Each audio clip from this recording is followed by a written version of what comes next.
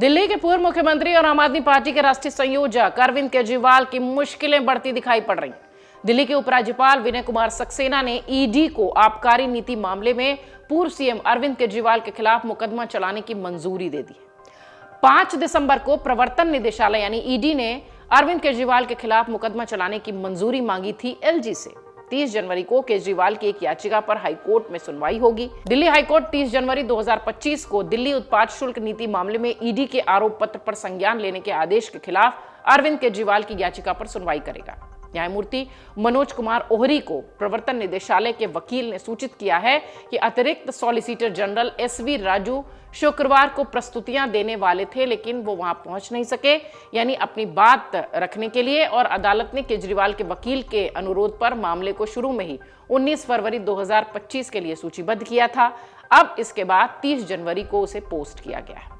आपको बता दें, केजरीवाल के वकील ने स्थगन के लिए ईडी के अनुरोध का विरोध करते हुए कहा कि यहां एक व्यक्ति है जिसके चुनाव जनवरी में आ रहे हैं और वो मामले में बहस करने के लिए दूसरे पक्ष के अंतहीन इंतजार कर रहा है। अदालत ने आम आदमी पार्टी के नेता मनीष सिसोदिया की इसी तरह की याचिका पर 30 जनवरी 2025 को सुनवाई तय की है। केजरीवाल और सिसोदिया ने ट्रायल कोर्ट के आदेश को रद्द करने की मांग की है। आपको बता दें, केजरीवाल और सिसोदिया दोनों ने ट्रायल कोर्ट के आदेश को रद्द करने की मांग की है और तर्क ये दिया है कि ट्रायल कोर्ट ने उनके अभियोजन के लिए मंजूरी के अभाव में आरोप पत्र पर संज्ञान लिया है, जो कि कानून में अनिवार्य है क्योंकि कथित अपराध के समय वो लोक सेवक थे। हालांकि ईडी की ओर से पेश सॉलिसिटर जनरल तुषार मेहता कहते हैं कि केजरीवाल के खिलाफ मुकदमा चलाने की मंजूरी मिल गई है और वो एक हलफनामा दाखिल करेंगे। ईडी ने आम आदमी पार्टी के सुप्रीमो के तौर पर केजरीवाल के खिलाफ केस चलाने की उपराज्यपाल एलजी से इजाजत मांगी थी, जो उसे फिलहाल मिल गई है। ईडी ने अभियोजन शिकायत में यह आरोप किया कि केजरीवाल ने साउथ ग्रुप के सदस्यों के साथ मिलकर 100 करोड़ रुपए की रिश्वत ली और टेलर मेड शराब नीति तैयार की और उसे लागू करके निजी संस्थानों को अनुचित तरीके से लाभ पहुंचाया।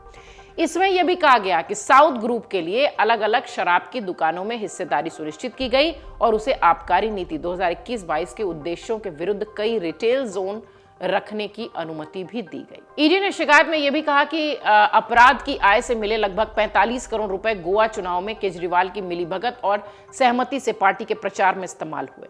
जांच एजेंसी ने यह भी आरोप लगाया कि आम आदमी पार्टी की जो तैयारी थी वो अपराध की आय की मुख्य लाभार्थी थी। अंततः केजरीवाल राष्ट्रीय संयोजक और राजनीतिक मामलों की समिति और राष्ट्रीय कार्यकारिणी के सदस्य होने के नाते गोवा चुनावों के दौरान धन के उपयोग को लेकर ही पूरी तरह से जिम्मेदार होते हैं। आम आदमी पार्टी ने भी इस पर अपना पक्ष रखा है। इस पूरे मामले पर आम आदमी पार्टी का कहना है कि 250 से अधिक छापेमारी की गई, लेकिन एक भी पैसा बरामद नहीं हुआ। बीजेपी का मकसद केजरीवाल को कुचलना है। पार्टी के बड़े नेता कहते हैं कि तथाकथित शराब घोटाले की जांच को 2 साल हो चुके हैं, 500 लोगों को परेशान किया जा चुका है, 50,000 पन्नों के दस्तावेज दाखिल हो चुके हैं, 250 से अधिक छापेमारी हो चुकी है, लेकिन एक भी पैसा नहीं मिला है। विभिन्न अदालती आदेशों द्वारा इस पूरे मामले में की गई जो भी खामियां थी उसे उजागर होती हैं और बीजेपी का असली लक्ष्य किसी तरह से आम आदमी पार्टी और अरविंद केजरीवाल को कुचलना है। ये आम आदमी पार्टी का अपना स्टैंड है, उनके नेताओं के बयान है। अगर आप देखिए तो इस पूरे मामले में 2 तरह से केजरीवाल आरोपी हैं। अरविंद केजरीवाल दिल्ली की शराब नीति से जुड़े कथित घोटाले के मामले में 2 तरह से आरोपी बताए जाते हैं। एक केस उन पर है बतौर मुख्यमंत्री होने के नाते अपने पद का दुरुपयोग, कुछ लोगों को लाभ पहुंचाने की नीति, और इस पूरे मामले में सुप्रीम कोर्ट से सितंबर में उन्हें जमानत मिल चुकी है। दूसरा केस है जिसकी हाल में अनुमति एलजी से मिली है, वो है आम आदमी पार्टी की मुखिया होने के नाते इजाजत मिलने के बाद अब ईडी ने उनके खिलाफ मुकदमा दर्ज कर दिया है, मुकदमा चलाएगी। अब चुनाव से पहले अगर देखा जाए तो अरविंद केजरीवाल की मुश्किलें थोड़ी बढ़ती हुई दिखाई पड़ रही हैं। 30 जनवरी वो तारीख तय हुई है और यही वो वक्त होगा जबकि दिल्ली चुनाव अपने चरम पर होगा। हो सकता हो चुनाव के इर्द गिर्द ही ये डेट पड़े, क्योंकि अभी तक इलेक्शन कमीशन ने दिल्ली चुनाव को लेकर घोषणा नहीं की है, लेकिन फरवरी के अंत में विधानसभा का जो कार्यकाल है वो खत्म हो रहा है, तो इस लिहाज से चुनाव का ही पीरियड वो दिखाई पड़ता है और चुनाव के समय केजरीवाल एक बार फिर मुसीबत में पड़ते दिखाई पड़ रहे हैं।